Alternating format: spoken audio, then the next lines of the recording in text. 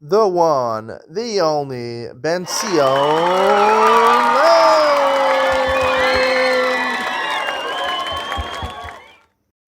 Good evening and welcome to Yeshiva YouTube Daily Double. Today we're doing Pesachim Perek Gimel Mishnayos Vav and Zion.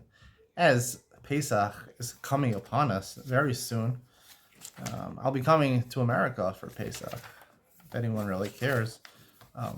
The only difference is I'll be doing some shir in my parents' house. Maybe some special guests like my father and siblings. All right. And brother-in-laws. All right. Mishnah Vav says, Perek Gimel Mishnah Vav, Arba Asar Shechalios B'Shabbos. Let's say this is not what happens this year. The 14th day of Nisan falls on Shabbos, means Pesach's on Motzei Shabbos, on Sunday. B'Varnas Akol Milfnei HaShabbos. This happens quite often. So what do you do? When do you do Bir Chametz? You have to get rid of your Chametz. So according to Divrei Meir says you have to get rid of it all before Shabbos. Because really, Sreifas come, right? We're no hate to do Bir Chametz b'Sreifa, even though Rabbi Yehuda says you have to do with Sreifa.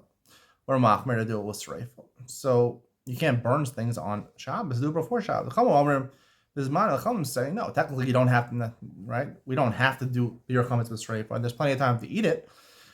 So you can eat the Chametz on Shabbos before the time. Truma, it's hard to get rid of, right? Truma is hard to get rid of because Truma can only eat by Kohanim. So therefore, you don't have a lot of people eating it. So therefore, it's better to get rid of it before Shabbos because you can't burn it on Shabbos. The Chulin Bisman, Chulin, we can rely on the fact that a lot of people eat it. So therefore, it'll be eaten before Chatzos on Shabbos afternoon. And therefore, and this is the halacha, Pascal Zayin, Aholich Lishchares Pischo. You're going to Shecher Karan Pesach, Lamal Beno. What happens to be, we're talking about Yadalit, Nisan. Right. He's going to Shecher Karan Pesach. He's on his way. Whether it's before Chatzos or after Chatzos, I don't think it makes a difference. Lamal Beno. He's going to give a bris milah to his son. Lechol Sudas Erisin Beis Chamav. It's a mitzvah d'oraisa to go eat your Sudas Erisin when you come engaged to a girl, to your father-in-law's house. You went already, sorry, on your traveling.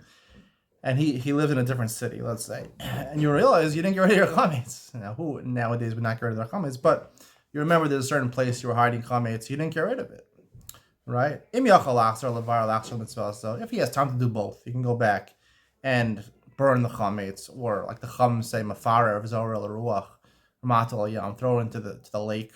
Go do that, right? A mitzvah of biur chametz, right? We make a bracha.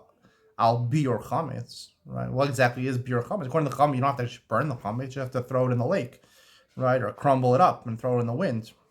But there's a mitzvah midoraisa of bir chametz, right? Even though, so v'imlam avata belibo. If you have time to do both, so go back and do the mitzvah of bir chametz the right way, either like Rabbi Yehuda, burn it or flush it down the toilet. If you don't have time to do both, so then you can rely on bittul. Bittul is like we said, kol chamir chamiga dikabashusi. When you say that you make it hefker, you make it ownerless, your chametz, and that suffices midol right. So bittul b'amasagi midrabana is only bedikas chametz, but in this case you can't go back, can't do both. So they waived the chiyuv of doing bedikas chametz. However, if you're going to save from non-Jews who are attacking people, minanar, or the river is overflowing, when I list them, bandits, when I deleka, or from a fire ravaging a house, when I polis, right? A building collapse. You're trying to save people from the rubble. Yavata belibo, in all these cases, right, even if you think you can go back, it's better to go on and proceed because people's lives are at risk over here. So therefore, just do bittul in your heart.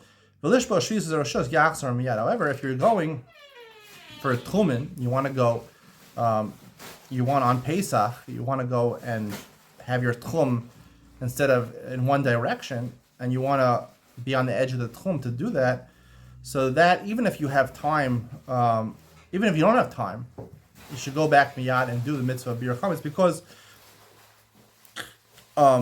here we're talking about shvizas arishus, right? Normally Erevei Tchumen is supposed to be done for a mitzvah, right? If it's for a mitzvah, it's like the beginning of the mitzvah, you're doing it for a mitzvah. But here we're talking about it's not for a mitzvah, and really you're not supposed to do that. So therefore, even if you don't have time, you should go back and do the mitzvah d'oraisa of bir chametz.